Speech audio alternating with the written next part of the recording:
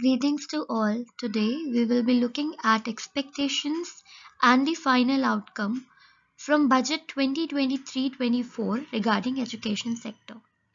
Growing country like India, providing learners with pathway to financial success will depend upon our ability to forge stronger connection between education system and economic opportunity. As education gets a boost in the country will be able to move towards development more rapidly. We all are well aware of the importance of education sector. Education sector has always been an important part of the budget every year. Now let's have a look at the structure of education system in India. Education system is broadly divided into pre-primary level, primary level, secondary level and higher level. At pre-primary level we have children aged between 5 to 6 years of age. At primary level 6 to 14 years of age, secondary level 14 to 18 years of age, and at higher level we have programs like UG, PG and PhD. Here are few initiatives that are taken by the government for education. At pre-primary level to senior secondary level, centrally sponsored scheme named Samagra Siksha has been implemented throughout nation since 2018-19. It is an integrated scheme for school education extending support to state from pre-primary to senior secondary level. This scheme was launched with a view to improving the quality of school education.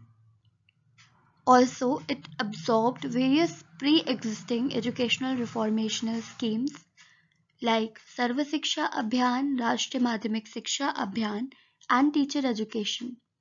Now, at higher level, we have various central government schemes like Rashtriya Uchchar Siksha Abhiyan, scheme for promotion of academic and research collaboration, global initiatives for academic network, and various initiatives are also being undertaken by UGC.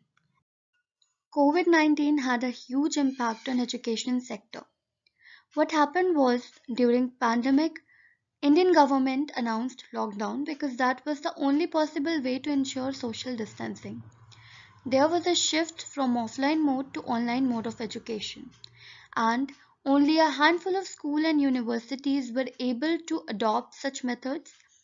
Especially low-income private and government schools were quite inefficient to adopt the same, resulting in a complete shutdown.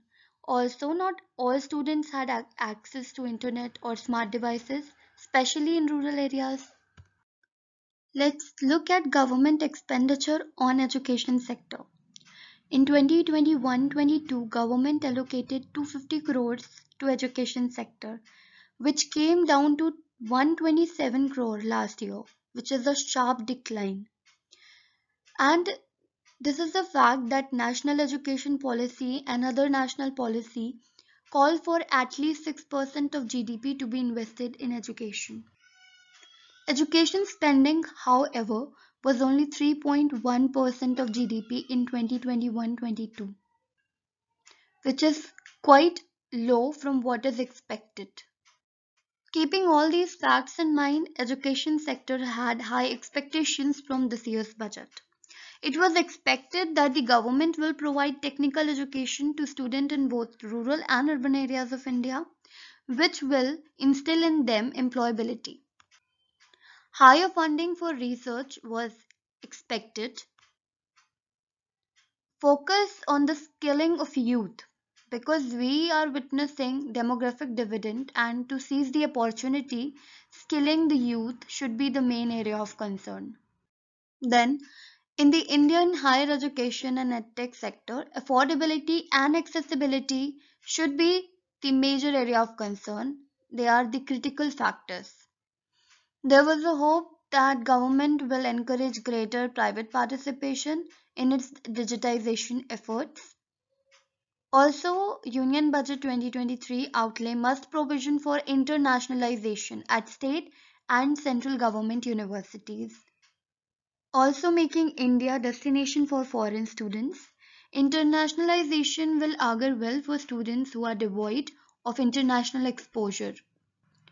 All these approaches, if adopted, will create rich ecosystem for creativity and innovation, and will also enable local talent to reach global audience and drive the growth of the industry.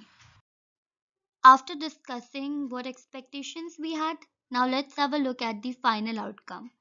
So, Education Ministry has been allotted 1.12 lakh crore this year as opposed to last year's 1.04 lakh crore. This is the highest ever allocation towards education sector. Moving ahead, Finance Minister Nirmala Sitharaman announced that 100 labs will be set up in engineering institutions that will work on developing applications using 5G services in collaboration with various authorities. Applications will include smart classrooms, intelligent transport systems, and healthcare applications to utilize new technological opportunities. Moving ahead, with sudden shift to digital learning, Finance Minister announced to set up a national digital library for children and adolescents.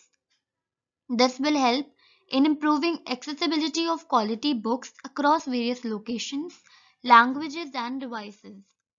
Moving ahead, Finance Minister also announced multidisciplinary courses for medical devices that will be supported in existing universities to ensure availability of skilled manpower for futuristic medical technologies. Next, to boost education for tribal students, government will recruit around 38,000 teachers within next 3 years. Next, Finance Minister announced plans to boost artificial intelligence in India as well as to establish 3 centers of excellence in some of the country's top educational institutions.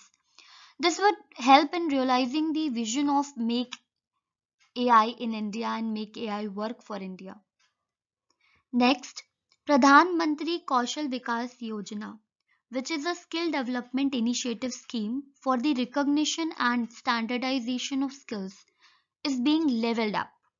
Indian youth will get access to courses that can skill them in coding, robotics, drones, printing, and essential soft skills so that they are ready for the global job industry.